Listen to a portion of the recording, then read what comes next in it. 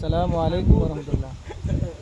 একটা ঘটনা বলি, শোনেন, না শুনিয়া উপরে টান দিয়ে দেবেন। একটা সত্য ঘটনা। একজন পীর ছিলেন, পীরের একজন মুরিদ ছিল।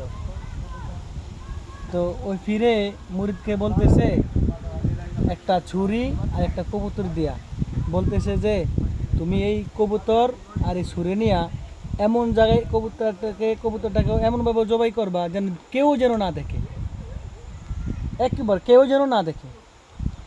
তো ওই মুরিদে যখন কবুতর আর ছুরি নিয়া এক নির্জন জঙ্গলে গেছে, সেখানে গিয়ে এরকম কবুতরকে যখন জবাই করতে শুরু করলো, তখন দেখতেছে কেউ, একদম নির্জন জায়গায় কিন্তু সেখানে।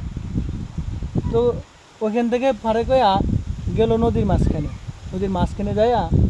মাঝখানে যায়াও এই ডুব দিয়া ওইখানেও জবাই করতে চাইছিল, সেখানেও সে দেখতেছে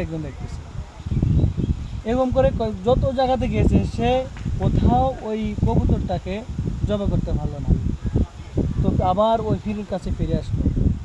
যখন ওই পীরের কাছে ফিরে আসলো, পীর জিজ্ঞাসা করলো, তোমাকে আমি দিছি ছুরিটাকে দিয়া কবুতরটাকে জবাই করার জন্য, এমন জায়গার জন্য কেউ না দেখে, তুমি এখন ফিরে নিয়ে আসছো কেন?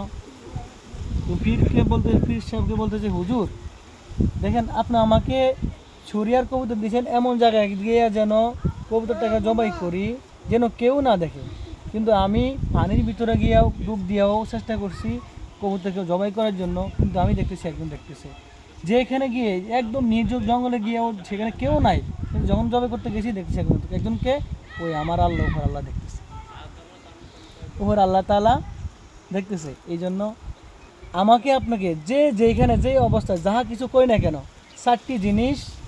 চারটা জিনিস আপনার সাক্ষী হয়ে যায়। ওই জায়গার ওই জমিন, ওই পুরো দেহ, দুই কাজে দুই ফেরেশতা আর আমল নামা। সবসময় মনে রাখবেন, আল্লাহ তাআলা আমাদেরকে এই ঘটনা থেকে দোষী তৌফিক দান করেন। আমিন।